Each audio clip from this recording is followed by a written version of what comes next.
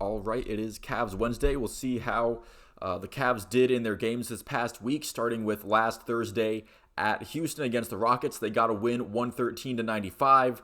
Donovan Mitchell going back out of the lineup, and Kevin Love missing from the lineup in this game and for this entire week with an injury to his back. I think he's having some back spasms. That shouldn't and didn't matter in this game because they were playing the Rockets, who have been awful this year. The first quarter was a little competitive until the tail end when the Cavs did start to take over, and the Cavs would continue to dominate this game throughout the second quarter and beyond, getting a pretty big win over an inferior opponent.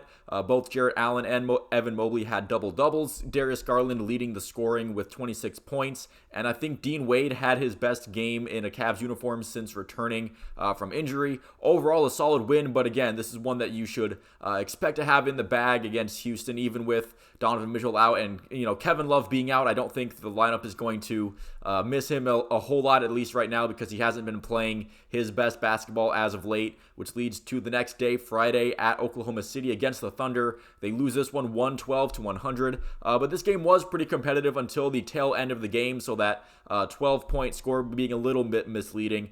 Maybe the Cavs running a little bit out of gas. It was the same lineup as the day before against the Rockets. Mobley had another double-double, and I thought he played pretty well in this one. The Cavs pretty much having no answer for SGA on the Thunder, who went for 35 points, along with 8 assists, 5 rebounds, and 2 steals, so he put up a pretty good stat line for the Thunder, as he is known to do, obviously. Darius Garland, though, he also broke 30 points and also had a double-double, but this was a game where Caris LeVert was pretty noticeably bad, especially for, filling in that starting 5 lineup with Mitchell out.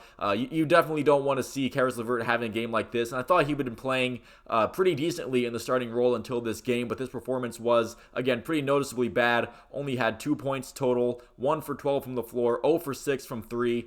He did contribute 9 assists, so I guess that's something that he can look at, and, he was definitely facilitating the offense, but they did bring.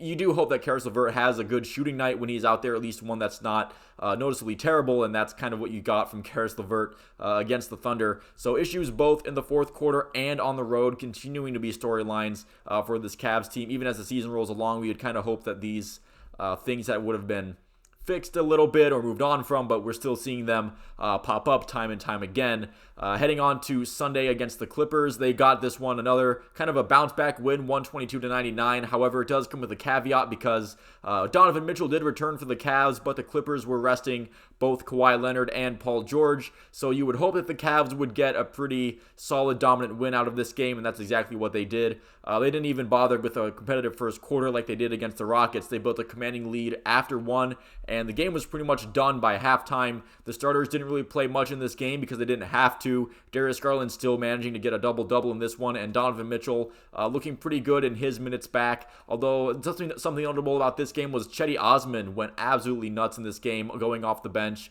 dropping 29 points, going 7 for 7 from 3, 11 for 13 overall. Nice game from him. Not much to say about either of these Cavs wins, obviously, besides that they got a result that you would expect. And again, while I do have some reservations about the Cavs being a legitimate contender this year, they are better than the Rockets, and they're better than the Clippers without Kawhi Leonard and Paul George. Those are teams you should easily get some fast food McDonald's kind of W's against, and the Cavs did get those this week, so that's good for them. But then you get to yesterday's game at home against Miami, where they take another close loss, 100-97.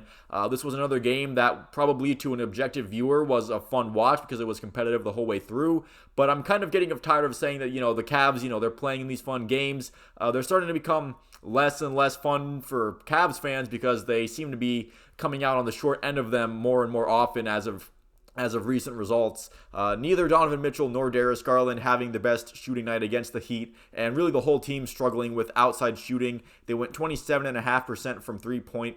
Not a good number. Jarrett Allen did get a double-double, so at least there was some positivity going on. The Cavs going cold late, allowing the Heat to take a slight lead at the end of the game. I also thought in the fourth quarter the Heat were getting some offensive rebounds that the Cavs really couldn't afford to give to them, especially when they were having kind of the rough shooting night that they were having. And then in the final last seconds, Donovan Mitchell taking a really off-balance and contested last-second three off of an inbounds pass that would have sent the game to overtime, but the shot was a little bit short and clanked off the rim. Again, a pretty low percentage shot, although Donovan Mitchell, we've seen some pretty impressive stuff from him before. But we were seeing another close loss in a tight game for the Cavs team in this one.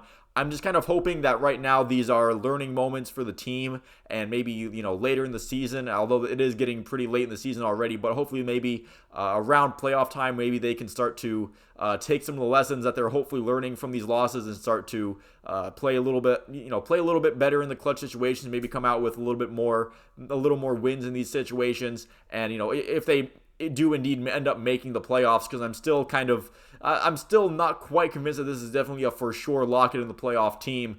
But if they can maybe take these lessons and put them in the playoffs, then that could be a positive influence from some of these losses early on.